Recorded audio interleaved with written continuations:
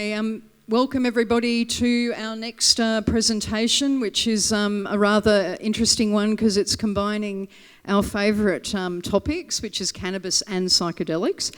So we'd like to welcome Paul Benhaim today. He is someone who's been in the cannabis and the hemp space for a number of decades. And Paul has come and spoken here at the Hemposium a number of times over the years on your different sort of, I guess, obsessions or interests. And also we've known Paul from a long time because he was one of the first people to import hemp seed for food long before it was sort of become very widespread. So he was a bit of a pioneer in that way as well. So Paul is currently the Chief Cannabis Officer, which is very cool, of Cannabis Psychedelics. And he's also the founder of Hemp Foods Australia, Elixinol, and is the chairman of the Hemp Plastic Company. So his interest in cannabis and hemp is very wide-ranging. And so today he's going to talk about cannabis as a psychedelic and the respectful use of this plant medicine for deep therapeutic inquiry. And yeah, I'm interested to see, because you're talking about how, you know, it has a similar profound experience to, we've heard of people having ayahuasca or other kinds of powerful psychedelic experiences, and you will put cannabis into that department as well, Paul. Please welcome Paul Benhaim.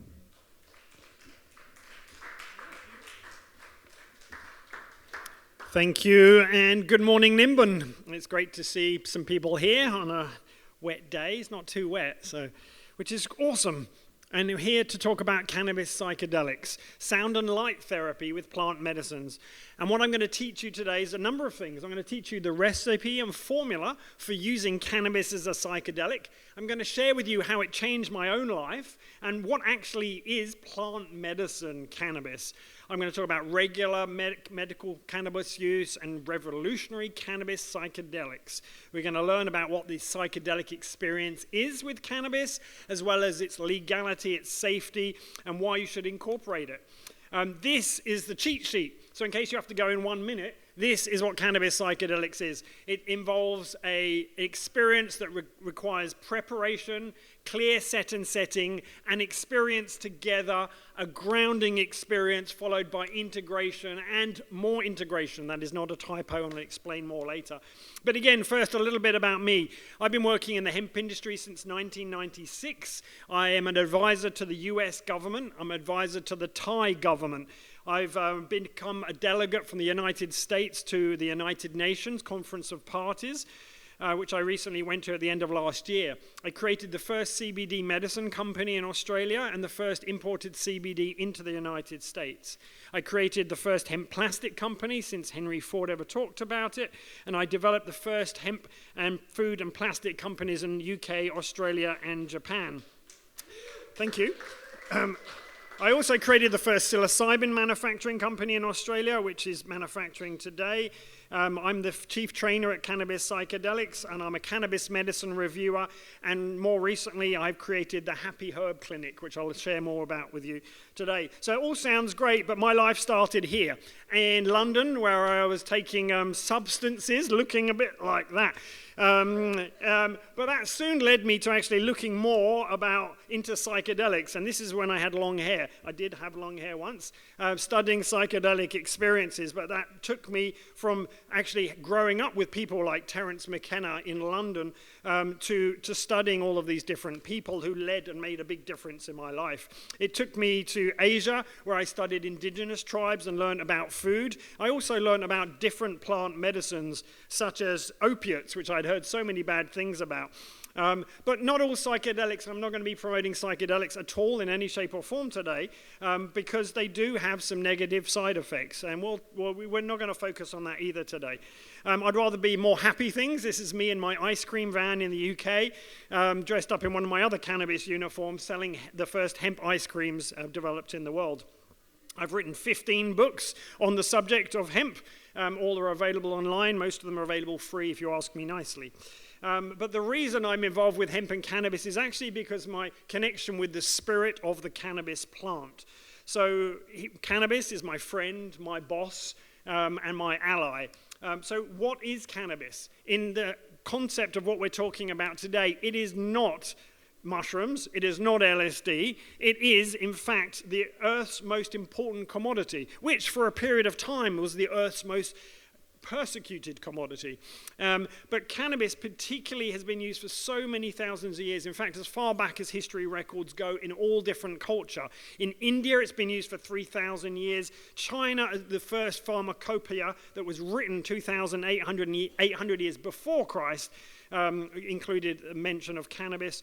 But most interesting for me is actually the Romans' use of cannabis. They're the first people that developed cannabis psychedelics. They literally created rooms a bit like this, where a town hall for the Romans, where they used to come and discuss subjects. And what they used to do is have a fire pit in the middle, like we would in a sauna these days. And they would used to bring in big cannabis plants and dump them in the center of the room and let it burn, so where they would all get high and they would all literally talk about the things that they needed to do as a community. So it was a way to dive deeper into their feelings, which is what we're going to come back to tonight. Now, there is a lot of history in Australia. So Joseph Banks, if you haven't read this book by John Higgins, it's great history on Australia and the use of cannabis, and showing that cannabis was first brought into Australia in 1788, with the first 11 convict ships came to Australia with cannabis seeds. But I don't want to get too much into the history today, though it's impossible to talk about cannabis in any form without talking about the stigma of cannabis. It comes with some baggage. It comes with a lot of baggage, in fact. Many people have been affected by this baggage or by the war on drugs particularly, including the gateway drug theory that says consuming cannabis will take you to this and that. Well, maybe it is a gateway drug, but it's a gateway drug to a deeper understanding, is what I believe, of ourselves and our connection with nature. But sadly, it's affected the impact on research, it's affected racial disparities around the world, but these attitudes are changing. This is a really simple chart to explain the difference between hemp and cannabis, or hemp and marijuana, depending on the term you prefer. And it's predominantly defined legally around the quantity of CBD and THC, with hemp having low THC and marijuana being a high THC product. Now, cannabis psychedelics, we're going to talk about the legality of it. Before I do, though, I want to share that hemp foods only became legal in 2017, even though I set up Hemp Foods Australia in 1999. Pot of gold. And until I was on the news throwing hemp seeds everywhere, which was a big celebration at the time.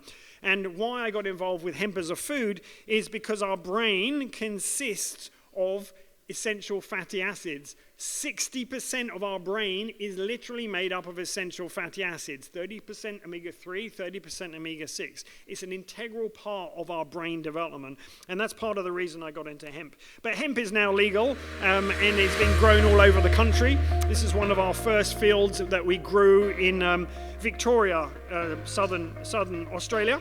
By the south coast, and these are the kind of size scale fields we grow cannabis in now professionally. And this is, I think, a 500-acre field, and there's many of these grown all over the world with some of the largest harvesting pieces of equipment. And why we grow hemp and why we use this plant is for all of these different uses. This one single plant has so many different uses, and the plant is made up by this stalk, leaves, flowers, and seeds, as well as roots. And the stalk itself, particularly the outside part of the stalk, is the fiber, and that's used to produce these textiles and many other things. The seed is used to produce food.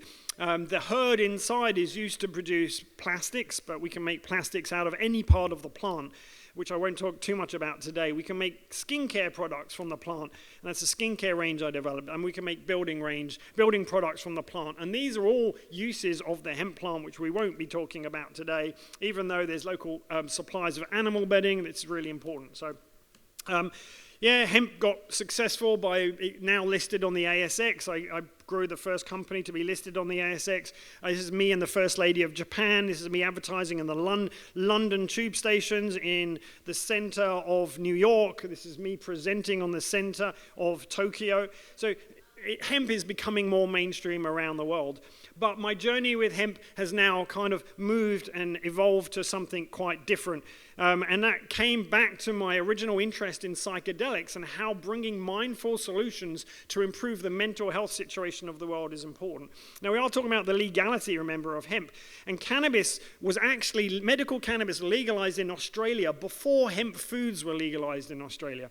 Now, again, medical cannabis in Australia is unique in its form, but it is interesting to see the dates. Now, psilocybin and MDMA are legal in Australia for psychedelic-assisted psychotherapy, and ketamine also can be used. But the cost of those legal forms of psilocybin, MDMA, and ketamine therapy is not accessible to most humans, which is kind of the reason why we got to using cannabis as a psychedelic. Now, why is cannabis useful? Well, it has so many different factors to it. It has hundreds of chemicals, in fact, that all have so many different uses, some of which are described to today.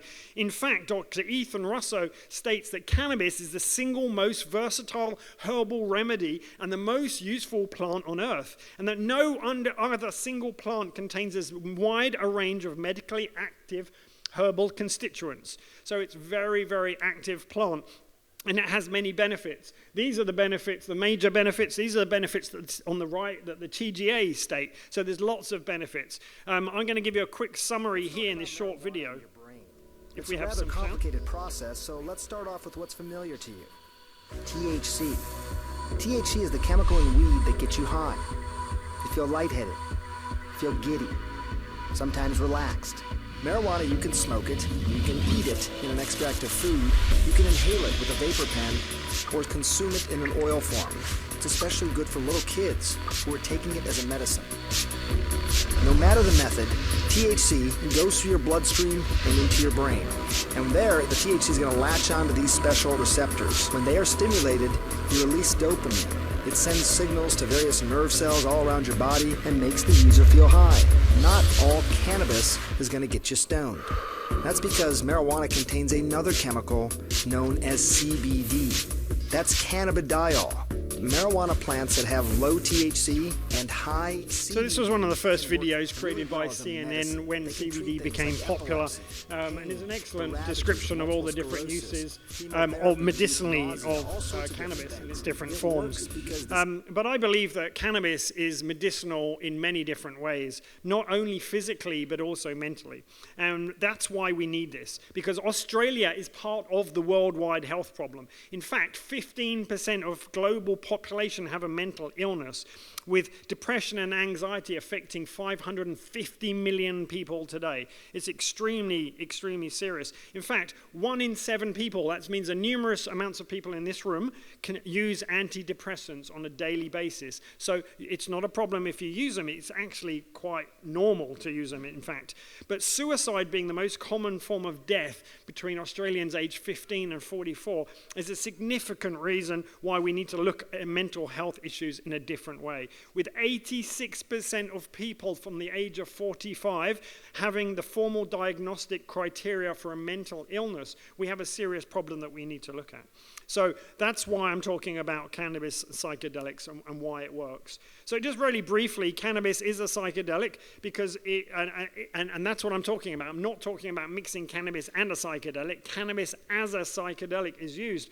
And psychedelics are simply drugs that induce changes in the level of consciousness of mind. There's many different explanations of what a psychedelic is, but the bottom line is it works on the 5-HT21A receptors. It affects the signaling of serotonin and dopamine, and it works on a number of different pathways, which I won't get too much into the science of today, but what I will say is that human beings produce cannabinoids, particularly females, particularly when they are breastfeeding, and that is when humans need cannabinoids the most, when they're young, because they're growing their brain. So babies need cannabinoids, and in all breast milk you will find CBD.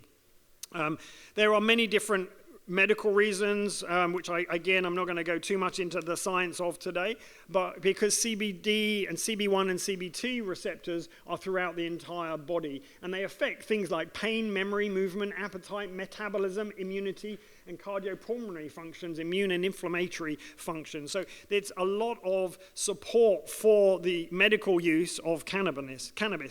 It's also an antidepressant and anti-anxiety material that supports us, but only used in the correct dosage and in the correct way, which we still have a lot to learn. So again, we're going to focus now on the actual use of cannabis as a psychedelic, and it is the gentlest of all psychedelics. That's one of the main differences between cannabis and all the other psychedelics that exist. You have agency in a cannabis psychedelic experience to actually leave the psychedelic experience. Now, I don't know about you, if you've tried any other psychedelics, you generally get on a train and you're on there till the last stop. There is only one stop, and it's when you get off. With cannabis, you can actually take a pause. You can get off at the station and create the station at any time you like. It's also much more affordable than any other psychedelic legally today, and cannabis psychedelic experiences are 100% legal. We talked before about that, but it's a complex plant. Cannabis being a complex plant because it's a whole plant extract that we talk about when using cannabis as a true medicine. And that is clearly because it has an entourage effect. So having created a company that turns over hundreds of millions of dollars selling cannabis, I got to see so many lab tests and work with so many people and see the effects to thousands and thousands of people using this medicine. And it was very clear all along that you cannot take isolates from isolated compounds, which is why it's not just about CBD or THC. It is in fact about terpenes, flavonoids, esters, alcohols, and yeasts, and many other small ingredients, not least of which are the terpene profile of the cannabis that you're using. Terpenes are everywhere, and in fact, deeply inhaling the perfume of a rose actually increases CBD's anti-cancer power. Scent receptors for rose oil have actually been discovered on various organs in the body. For example, your liver knows when you are smelling rose, and it literally creates anti-cancer effects in the liver. So this has all been proven in scientific studies. But another advantage of the synergism created by terpenes is that it reduces the dosages of the cannabinoids that you need. So these are some of the terpenes, common terpenes that are around. Citronellol stops cancer cells growing. Myrcene helps CBD penetrate the brain and prolongs its effect. Limonene, which comes from lemons, surprisingly enough, increases its bioavailability, where beta-caryophyllene and humulene boost its ability to oxidize cancer cells. So these are the forms that you consume the cannabis in, and you take the flowers, the oils, the hash, the resins, the edibles, or the topicals, and they all have different ways and methods of consumption. And in cannabis psychedelics, we use the vaporized version of the high-quality cannabis plant, and I can talk to you more about that later if we have time. Now, the results confirm, according to the medical director of a pulmonary function laboratory, that findings of previous studies that marijuana smoking has a protective effect on the lungs. So it does quite opposite to what you think on the lungs. It actually looks after your lungs, and I'm not promoting smoking in any way, just to be clear. But let's talk about the safety of cannabis. Is this a safe plant, or does it make you do things like this? At the local soda fountain. Innocently they dance, innocent of a new and deadly menace lurking behind closed doors. Marijuana, the burning weed with its roots in hell. I'm not going to go any more past there. You don't need to say it, because the Australian Medical Association says that real cannabis, that means not isolated cannabis, is not safe. Australians need synthetic chemicals. If you want to believe Australians, a president of the AMA, or you could believe the professor of psychiatry who says there are no deaths from cannabis use anywhere. You cannot find one. In fact, I wrote a paper explaining how cannabis is scientifically safer than water. But here I'm about to talk about cannabis psychedelic process. So let's go deeper in the actual process. What does it feel like? Well, as I said earlier, it gives you it's gentle. It gives you agency, though it does allow deep insights through old memories and helps you change your life. Some people say it comes on as strong as ayahuasca and gives you visuals similar to DMT. I'm going to read this testimonial as an example of the feelings that you get. This is Eva saying, "My psychedelic journey provided me with such deep healing. I found I was able to shine the light on some of my shadows, to face my fears, to look at deep-seated trauma still in my body, and to become aware of some unconscious patterns that were playing out in my life. I walked away from the experience feeling empowered, strong, brave, lighter, with a deeper sense of trust of myself others, and life at large. Now, I don't know about you, but who doesn't want to feel like that? And how do you feel like that? Well, you feel like that by preparing, by creating the space for an experience that will do that for you. And that starts in a professional way where we have a medical intake form, and that medical intake form is where we start connection.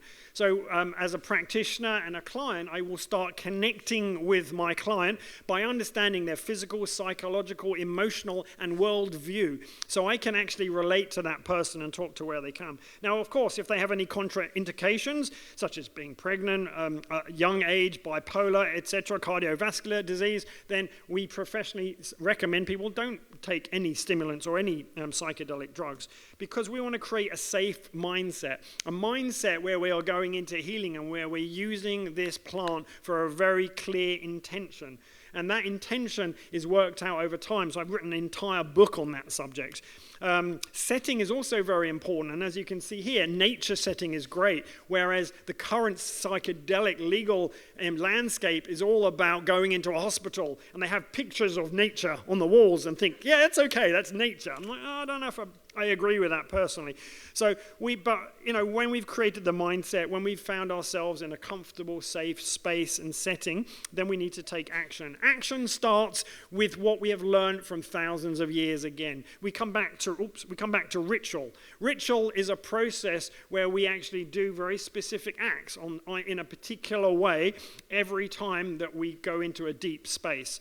And that can include things like breath work, it can include things like mindfulness, but our experience includes things like high technology, and we use what we call Technodelics, which is a blend of sound and light and creating good vibes, because the vibrations are everywhere. Everything is vibration. My voice is a vibration. Your voice is a vibration. My heart is a vibration. The earth has a vibration. This table, in fact, has a vibration. So how we connect through vibrations is very significant, and vibrations are felt very clearly in water, and water is who we are. We are made of water. Water is sacred. So we produce vibrations, low frequency vibrations, particularly from a sound bed and up throughout the cells of the body, which has a lot of benefits. We also do the same with light therapy, where we can produce different nanometer, which is different wavelength of light to go into the body. And there are many different scientific studies explaining the nanometers and the different hertz that can be put together by using flickering light, which looks something like this. But I don't recommend having a laptop on your legs when you're doing it. But the real work happens when you put a mind mask on, where you put a blindfold on, where you cut out external stimulation. And that is the ultimate way where the real work happens. And the real work happens between the client and the person. I'm not a guide. I'm not taking that person onto a journey and psychologically analyzing them. I'm leaving them with a plant spirit. So with themselves and the medicine. And the medicine is really bloody nice and tastes really good, looks good, feels good, and we vaporize it at super low temperatures, so you're not smoking it. We're only taking the high notes, so to speak, and we're only like vaporizing the top products. But we need quality medicine. So a very quick plug here. Advert break. I've created a new clinic called the Happy Herb Clinic, which is, as part of the last talk with David was talking about, a legal medical cannabis clinic. Why have I done that? So I can actually bring high quality medicine to different people. That is organically grown, locally grown in Australia, super cost effective, i.e. is as cheap as you can get it in the streets, yet has a COA, so we know what we're going to get. So there are good products out there on the legal market, but there's also people taking advantage of that too. Back to Cannabis Psychedelics, giving you these experiences. Once you have these experiences, and those experiences happen internally, and you've gone through this process, you need grounding. And when you come out the other end, grounding is really critical, and that can involve eating mints, it can involve drinking orange juice, it can involve walking on the ground and the earth to bring yourself back. And the most important of it all is journaling, because journaling, there is so much scientific evidence that the act of physically writing with a pen and paper really has a significant effect on how you feel, and more importantly, having a lasting experience. So in our experiences, it's not uncommon for people to have godlike experiences where they feel one with the universe and connected with everything. Sounds great and it's wonderful, but anyone can go and do that. You can kind of do that recreationally. From that space, though, going through that space, you can actually penetrate deeper parts of yourself and get lessons. And most people do get images, lessons, memories come up that they have realizations for. Journaling is the first stage of integration because it actually grounds those things so you can make change in your life. So integration is everything. This, sadly, is the Northern Rivers, in my experience, with many people just want to have another experience, another feeling of one with God and feeling great about things, rather than focusing on making a change in their lives. So making a change in your lives is something like this, with psychotherapists interested in healing potentials of psychoactive plants. I've recently experienced a psychedelic session with cannabis, and it was powerful and insightful, but harsh, but not half. Usually psychedelics are harsh on her nervous system and physical body.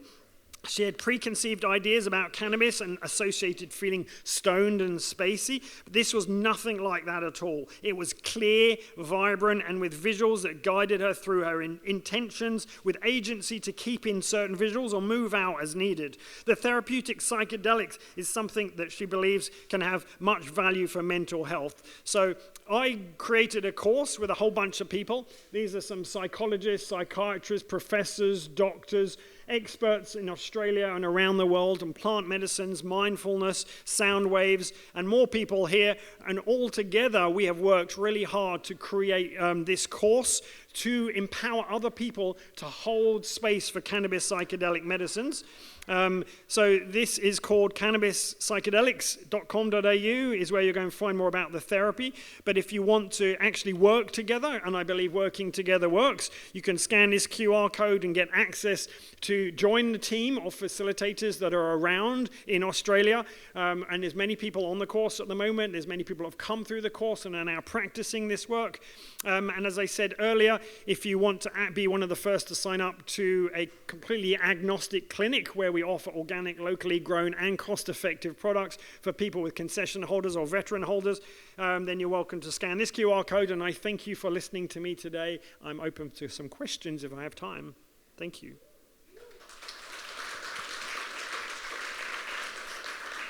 Thanks so much, Paul. Yes, we have time for a couple of questions. I was going to say, if people do have any other burning questions, Paul's going to be here today, can go and ask him, and he's going to present this session again in the tent downstairs at, I think it's 6:30 today. So you have another chance to catch him and chat with him, but we'll do probably 2 questions and then move on to the next speaker. Awesome. So has anyone got any questions now? Oh, you might have answered everybody's questions. Here we go. Wait for the microphone to come over.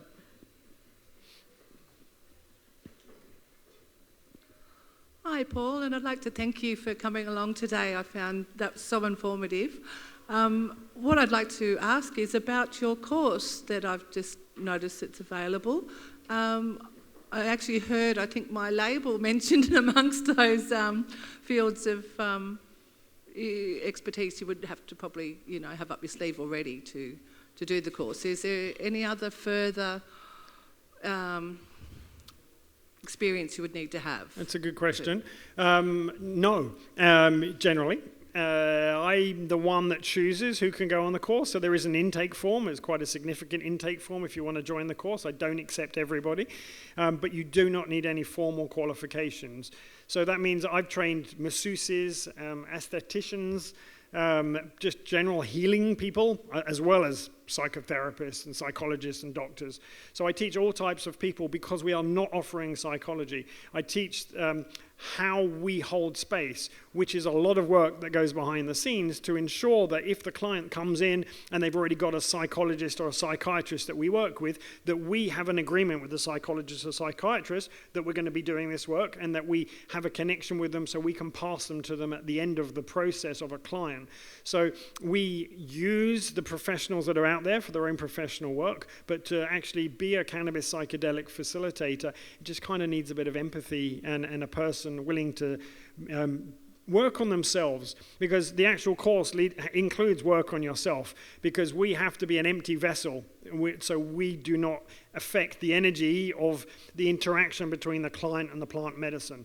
And that is kind of challenging when someone is climbing the walls of your room and you're going, what the heck is happening here? And that has only happened once, but it does happen, and you have to understand what to do in those situations in a calm and considerate manner. And in that example, as an example, there was nothing that was going wrong except he was climbing the walls, this guy, and I just did nothing except be very aware. But I was watching my own mind going, shit, something is going wrong, he's going to hurt himself. But I was very good, okay, what do I got to do? I created the room so it's safe. I'm giving you an example. I created the room so it's safe. There's nothing they can hurt themselves on. They haven't left the room. They haven't left any of the agreements that we've made. There's nothing inappropriate happening. It's just how this person needs to let go. Now, most people who have this experience, just to be clear, do not move the entire time, do not say anything the entire time, because everything's going on inside. But occasionally, unusual things happen. And that's what the training is for when these kind of experiences happen. So I hope that answers your question. Sure, yes, it does. Thank you, Paul. No worries. Okay, if there's no more, then I will be around after, and I thank you for your time. Thanks for listening.